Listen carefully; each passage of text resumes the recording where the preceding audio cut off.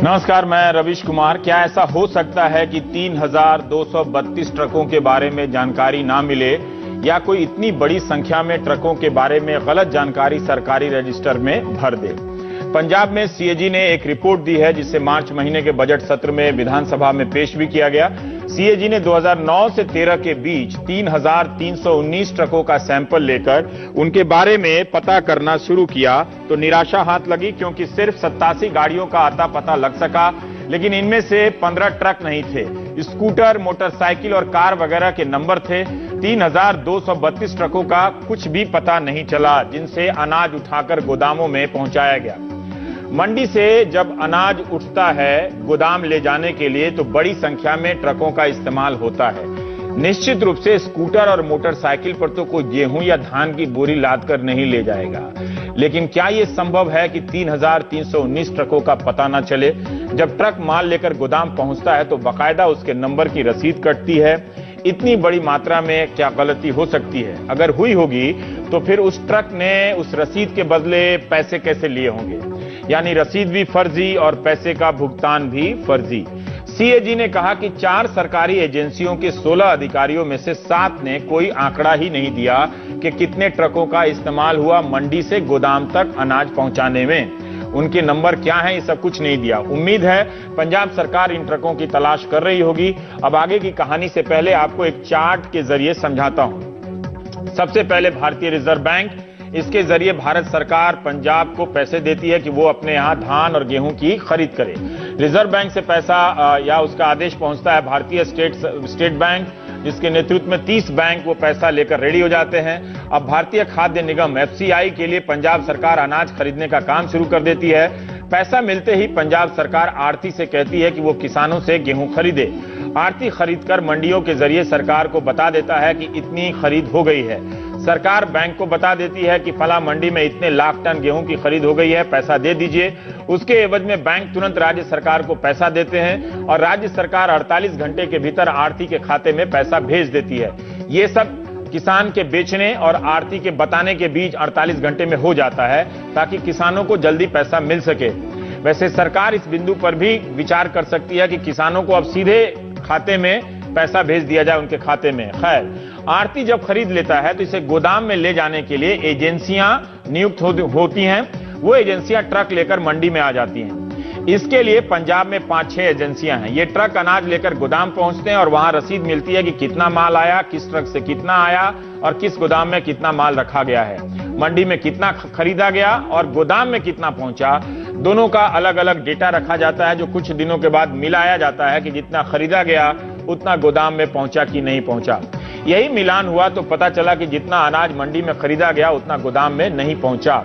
ये मैंने मोटा मोटी आपको बताया ताकि आप प्रक्रिया को समझ सकें। इकोनॉमिक टाइम्स ने और तमाम अखबारों ने इस पर कई खबरें छापी हैं। उनके अनुसार पंजाब में खरीद से जुड़े 30 बैंकों के समूह को 12,000 करोड़ के स्टॉक का हिसाब नहीं मिल रहा है। खबर आई है कि बैंकों ने पता चलते ही सीजन में खरीद के बाद भुगतान रोक दिया।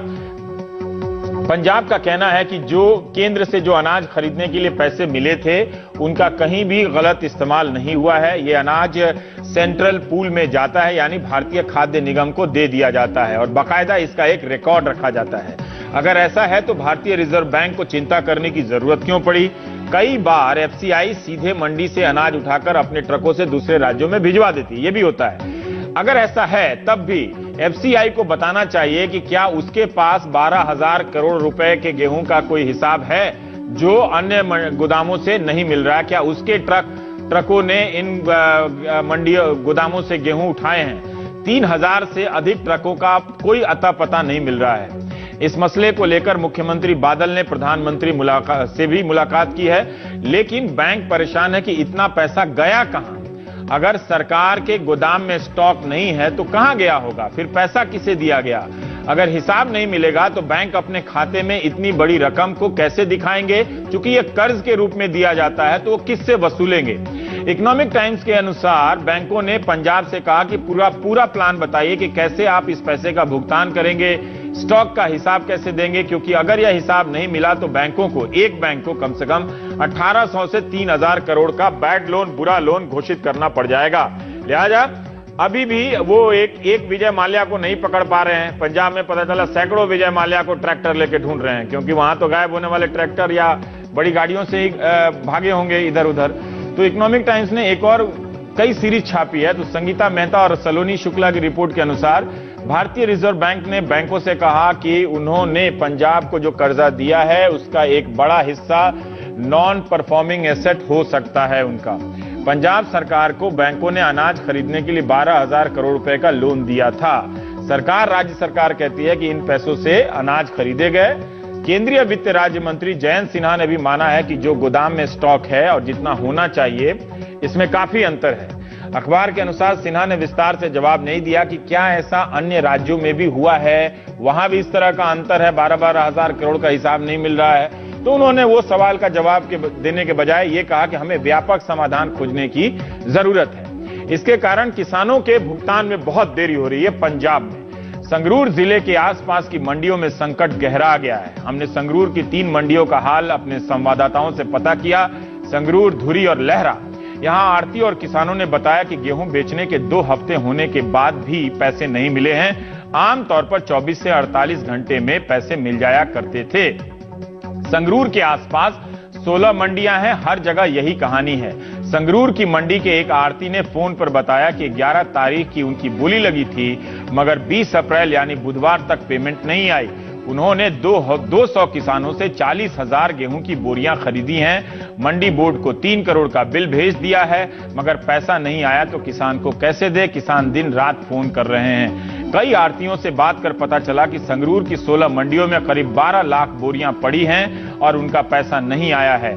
किसानों के साथ मंडियों में काम करने वाले मजदूरों को भी पैसे नहीं मिल रहे हैं। नवंबर दिसंबर के भी इनके पैसे बाकी हैं। एक बोरी उठाने के 1 रुपये 58 पैसे का रेट है। पिछले सीजन का 1 रुपया तो मिल गया, लेकिन हर बोरी पर 58 पैसे के हिसाब से प्रति मजदूर बकाया रह गया, ऐसा दावा किया गया है। इस कारण गेहूं उठाने आ रही एजेंसियों के प्रदर्शन में भी सुस्ती है, क्योंकि मजदूरों के साथ विवाद है और उन्हें पैसे भी नहीं मिल रहे हैं। संगरूर में ही करीब 4,000 प्रवासी और स्थानीय मजदूर इससे प्रभावित बताए जा रहे हैं। कई किसान तो मंडी छोड़कर चले गए, मगर अब भी बड़ी संख्या में किसान वहीं इंतजार कर रहे हैं कि पैसा आएगा तो घर जाएंगे, ट्रैक्टर वाले को बकाया देंगे और गेहूं काटने की जो मशीन होती है बड़ी वाली कार्बाइन, उसका भी किराया देना होता है। स्कूल की फीस, राशन, ये तो हम मान के चलते नहीं कि किसानों को भी इसके लिए पैसे की जरूरत होती है।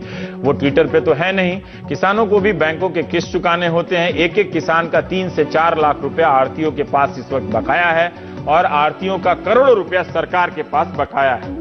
हमने मुख्यमंत्री प्रकाश सिंह बादल के गृह जिले मुक्तसर की मंडी का भी हाल पता किया। ये गिदड़बाह मंडी है। यहां से सरकार 7,90,000 बोरियां उठाकर गोदामों में ले गई है, उनकी एजेंसियां। फिर भी किसानों को तक अभी तक पैसा नहीं पहुंचा है। इसका हिसाब लगाया हमने 750 रुपए प्रति बोरी के हिसाब से, तो करीब 59 करोड़ के आसपास बैठता है। कोई 85,000 करीब बोरियां जो है मंडी में ही पड़ी हैं। मुक्तसर और उसके आसपास 56 मंडियां हैं, 4 बहुत बड़ी मंडी है और 52 के करीब छोटी और मझोले किस्म की मंडियां हैं। हर मंडी की कमोवेश यही कहानी है। हजारों किसान 2 हफ्ते से पैसे का इंतजार कर रहे हैं। यहां भी आढ़तियों का कहना है कि सरकार की तरफ से पैसे नहीं आ रहे।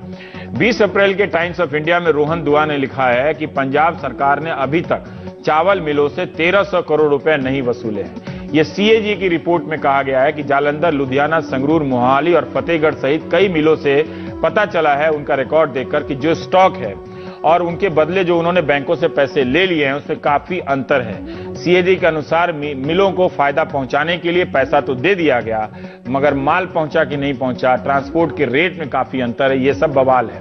तो पंजाब के किसान संकट में हैं और इंडियन एक्सप्रेस ने एक रिपोर्ट भी छापी थी कि अब आढ़ती ने भी आत्महत्या की है और यह भी पता चल रहा है कि बहुत सारे किसान पिछले वर्षों में आढ़ती बने हैं। खैर, उन 3,000 ट्रकों का कैसे पता लगाया जाए, मैं इस वक्त ये भी सोच रहा हूं, क्या उनका विज्ञापन निकाला जाए। 12,000 करोड़ का जो हिसाब है, क्या राज्य सरकार का ये कहना सही है कि ये पुराना झमेला है, मामूली गड़बड़ है जो बातचीत से ठीक हो जाती है, या कोई बड़ा घोटाला है? हम प्राइम टाइम में बात करें।